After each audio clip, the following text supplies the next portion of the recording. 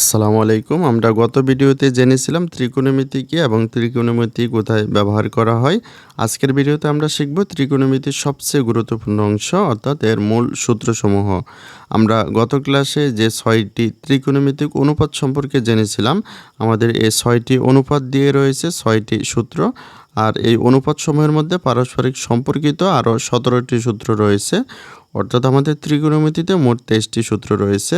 আমাদের ত্রিকোণমিতি চ্যাপ্টারটিকে ভালোভাবে বুঝতে হলে আমাদের এই ২৩টি সূত্র অবশ্যই জানা থাকতে হবে। আর এই সূত্রগুলোকে বুঝতে হলে আমাদেরকে অবশ্যই সমকোণী ত্রিভুজ সম্পর্কে স্বচ্ছ ধারণা থাকতে হয়। অর্থাৎ সমকোণী ত্রিভুজের যে ৩টি বাহু রয়েছে এই ৩টি বাহুর নাম জানা থাকতে হয়। এখানে আমরা লক্ষ্য করে এখানে আমাদের বি যে বিন্দুটি রয়েছে, এখানে দুইটি সরল রেখা পরস্পর লম্বভাবে মিলিত হয়ে একটি কোণ উৎপন্ন করেছে। আর দুইটি সরল রেখা পরস্পর লম্বভাবে মিলিত হয়ে যে কোণটি উৎপন্ন করে সেটিকে বলা হয় সমকোণ, যার পরিমাণ হচ্ছে ৯০ ডিগ্রি।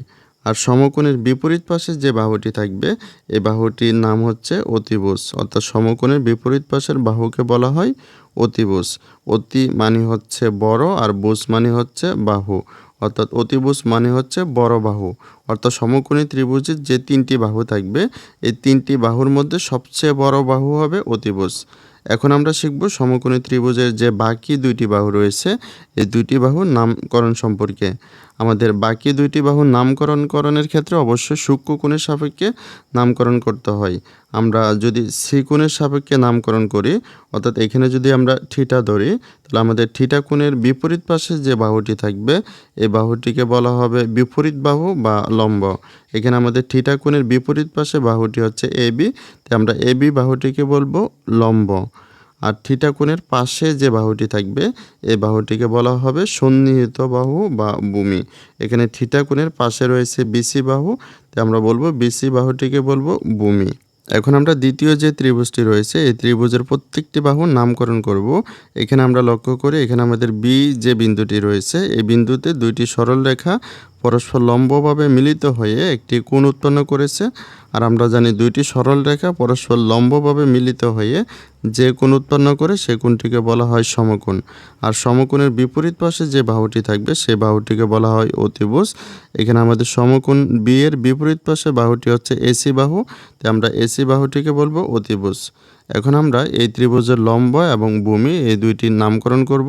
আমরা আগের ত্রিভুজে থিটা কোণটি সি বিন্দুতে ধরেছিলাম, এখন আমরা থিটা কোণটি এই বিন্দুতে ধরব। অর্থাৎ আমরা এ কোণের সাপেক্ষে লম্ব এবং ভূমি নির্ণয় করব।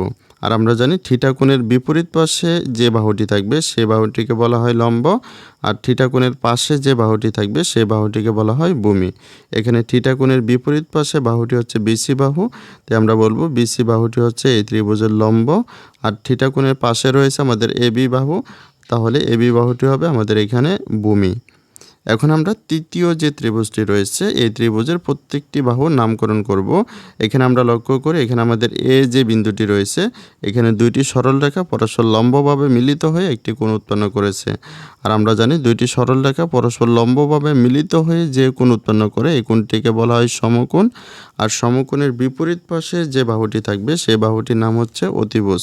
এখানে আমাদের সমকোণ এর বিপরীত পাশে বাহুটি হচ্ছে বিসি বাহু, যেটিকে আমরা বলবো অতিভুজ। এখন আমরা লম্ব এবং ভূমি এই দুইটি বাহু নির্ণয় করব।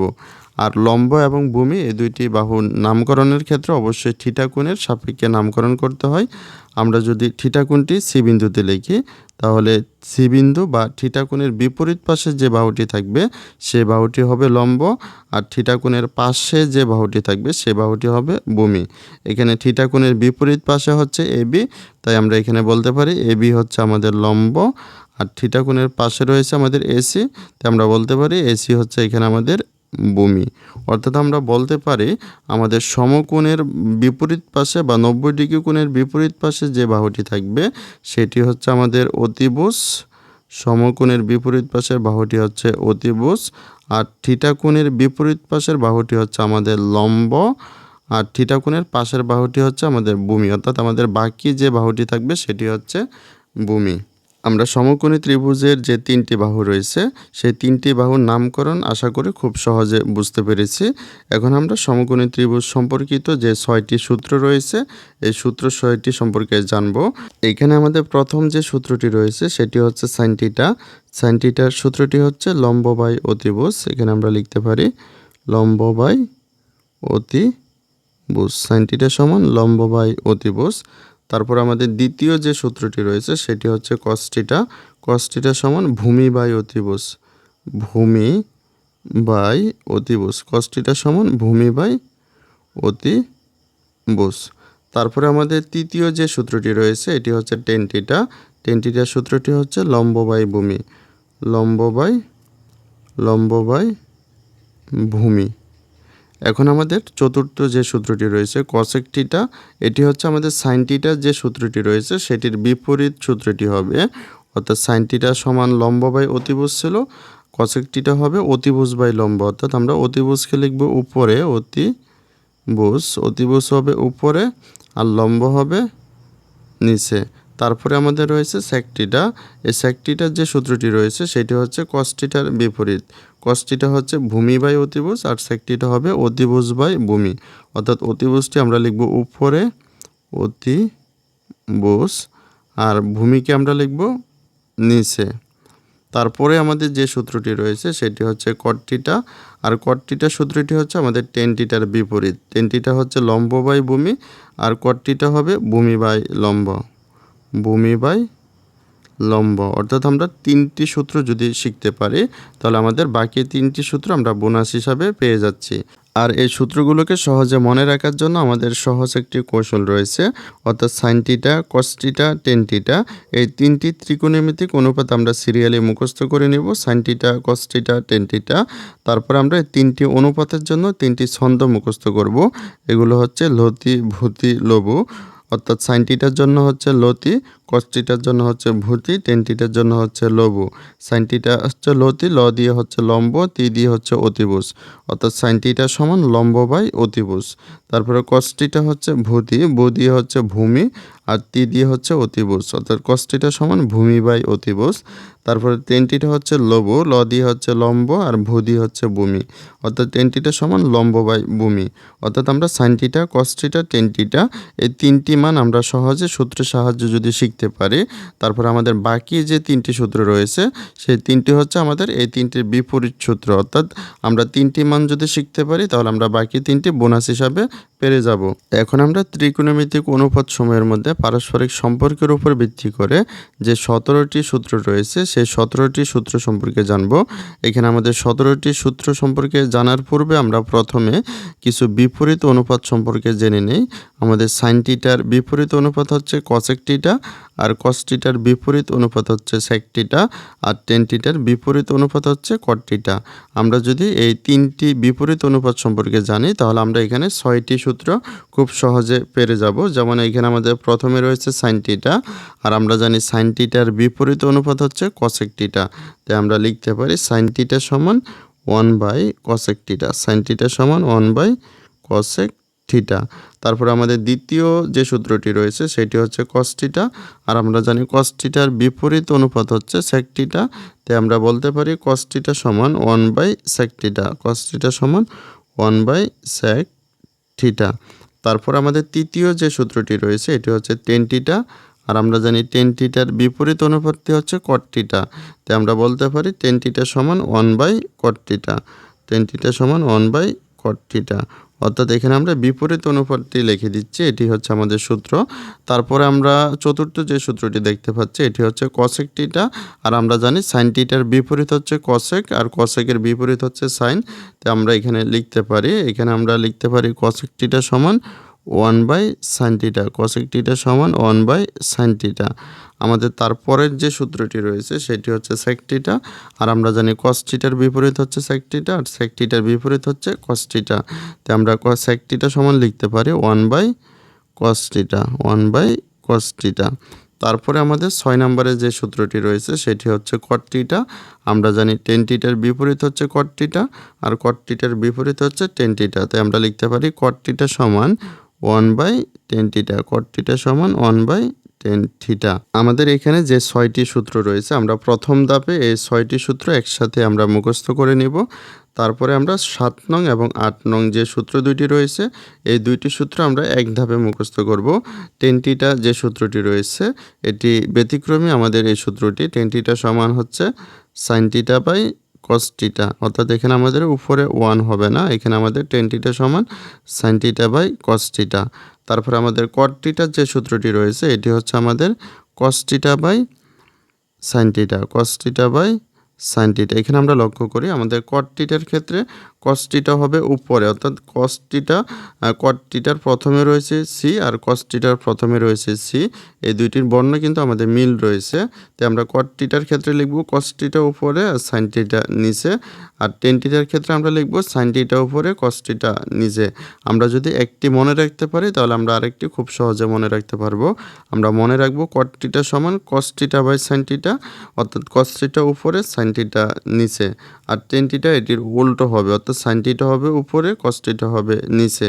তারপরে আমরা তৃতীয় ধাপে আমাদের এই তিনটি সূত্র আমরা একসাথে শিখব। এখানে আমাদের প্রথমে 9 নম্বর যে সূত্রটি রয়েছে এটি হচ্ছে sine square theta plus cos square theta সমান 1।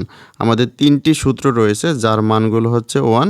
এর মধ্যে প্রথম সূত্রটি হচ্ছে sine square theta plus cos square theta সমান 1, আর দ্বিতীয় সূত্রটি হচ্ছে sec square theta minus tan square theta সমান 1, আর তৃতীয় সূত্রটি হচ্ছে cosec square theta minus cot square theta সমান 1। অর্থাৎ এখানে আমাদের তিনটি সূত্র রয়েছে যার মানগুলো হচ্ছে 1।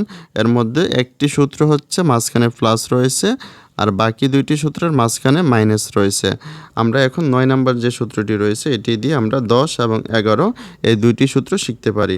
যেমন আমাদের 9 নম্বর সূত্রটি হচ্ছে sine square theta plus cos square theta সমান 1।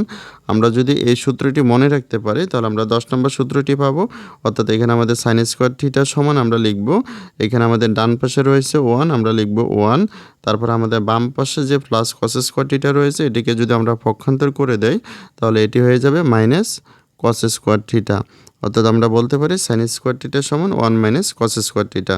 এখন আমরা 11 নম্বর যে সূত্রটি রয়েছে এই সূত্রটি সম্পর্কে জানবো।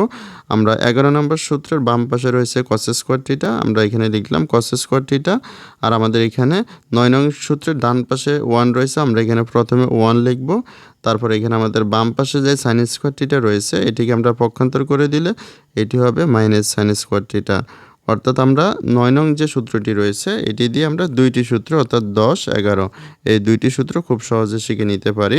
তারপর আমরা 12 থেকে 14 এই তিনটি সূত্র আমরা একসাথে শিখব। আমাদের 12 নম্বর সূত্রটি হচ্ছে sec square theta minus tan square theta সমান 1। এখান থেকে যদি আমরা সেক স্কোয়ার থিটার মানটি নির্ণয় করি, অর্থাৎ আমরা 13 নম্বর যে সূত্রটি রয়েছে এই সূত্রটি যদি আমরা নির্ণয় করি তাহলে এখানে আমাদের বাম পাশে যে মাইনাস টেন স্কোয়ার থিটা রয়েছে এটিকে আমরা পক্ষান্তর করে ডান পাশে নিয়ে আসব। তাহলে এখানে আমাদের 13 নম্বর সূত্রটি হবে, আমাদের এখানে 12 নম্বর সূত্রের ডান পাশে 1 রয়েছে, আমরা এখানে 1 লিখলাম। তারপরে আমাদের 12 নম্বর সূত্রের বাম পাশে যে মাইনাস টেন স্কোয়ার থিটা রয়েছে এটিকে যদি আমরা পক্ষান্তর করে ডান পাশে নিয়ে আসি তাহলে এটি হয়ে যাবে প্লাস টেন স্কোয়ার থিটা।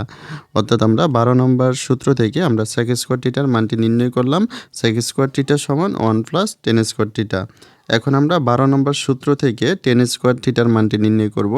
এক্ষেত্রে আমাদের টেন স্কোয়ার থিটার আগে রয়েছে মাইনাস, তো এটিকে আমরা পক্ষান্তর করে ডান পাশে নিয়ে আসব, আর 1টিকে আমরা পক্ষান্তর করে বাম পাশে নিয়ে আসব। তাহলে মাইনাস টেন স্কোয়ার থিটা ডান পাশে চলে আসলে এটি হবে প্লাস টেন স্কোয়ার থিটা, আর 1কে যদি আমরা বাম পাশে নিয়ে যাই তাহলে এটি হয়ে যাবে -1। অর্থাৎ আমরা বলতে পারি টেন স্কোয়ার থিটা সমান আমাদের বাম পাশে রয়েছে সেক স্কোয়ার থিটা, তারপরে এখানে যে +1 রয়েছে এটিকে যদি আমরা বাম পাশে নিয়ে আসি তাহলে এটি হয়ে যাবে -1। অর্থাৎ আমরা বলতে পারি টেন স্কোয়ার থিটা সমান সেক স্কোয়ার থিটা -1। এখন আমরা এর পরের যে তিনটি সূত্র রয়েছে 15 থেকে 17 এই তিনটি সূত্রকে আমরা একসাথে শিখব। আমাদের 15 নম্বর সূত্রটি হচ্ছে cosec square theta minus cot square theta সমান 1। এখান থেকে আমরা কসেক স্কোয়ার থিটার মানটি নির্ণয় করতে পারি। আমরা লিখতে পারি কসেক স্কোয়ার থিটা সমান আমাদের 15 নম্বর সূত্রের বাম পাশে রয়েছে মাইনাস কট স্কোয়ার থিটা, এটিকে যদি আমরা পক্ষান্তর করে ডান পাশে নিয়ে আসি তাহলে এটি হয়ে যাবে প্লাস কট স্কোয়ার থিটা। অর্থাৎ আমরা এখানে লিখতে পারি আমাদের 15 নম্বর সূত্রের ডান পাশে যে 1 রয়েছে আমরা 1 লিখলাম, তারপরে মাইনাস কট স্কোয়ার থিটাকে পক্ষান্তর করে ডান পাশে নিয়ে আসলে এটি হয়ে যাবে প্লাস কট স্কোয়ার থিটা।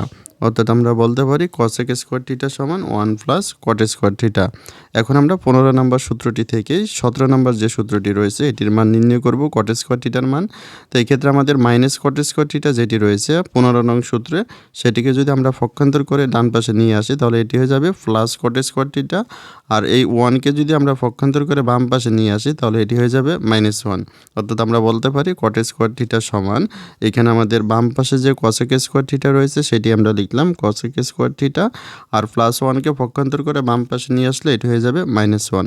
অর্থাৎ cot স্কোয়ার থিটা সমান cosec স্কোয়ার থিটা -1।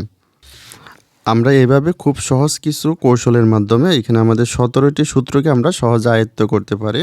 এক্ষেত্রে আমরা 17টি সূত্রকে যদি আমরা মুখস্থ করতে যাই তাহলে কিন্তু আমাদের অনেক সময়ের প্রয়োজন হবে এবং সেগুলো সহজে মনে থাকবে না। কিন্তু আমরা যদি এভাবে কৌশলের মাধ্যমে যদি শিখে ফেলি তাহলে আমাদের এই সূত্রগুলো সহজে মনে থাকবে। অর্থাৎ আমরা এই অধ্যায়ের যে সূত্রগুলো রয়েছে, আমাদের প্রথম যে 6টি সূত্র রয়েছে সেই 6টি সূত্র আমরা লতি, বুতি, লবু এই 3টি ছন্দ দিয়ে আমরা মুখস্থ করব।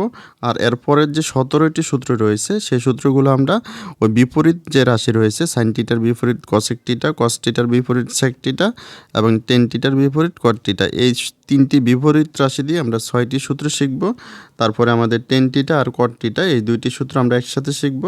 তারপর আমাদের যে 3টি সূত্র রয়েছে যার মানগুলো 1, এই 3টি সূত্র যদি আমরা শিখতে পারি তাহলে এই 3টি সূত্র থেকে আমরা মোট 6টি সূত্র পেয়ে যাব। আজকের ভিডিওটি আমরা এখানে সমাপ্ত করছি। পরবর্তী ভিডিওতে আমরা এই অধ্যায়ের যে গাণিতিক সমস্যাগুলো রয়েছে সেই সমস্যাগুলো সমাধান নিয়ে হাজির হব। সে পর্যন্ত সকলের সুস্থতা কামনা করছি। আল্লাহ হাফেজ।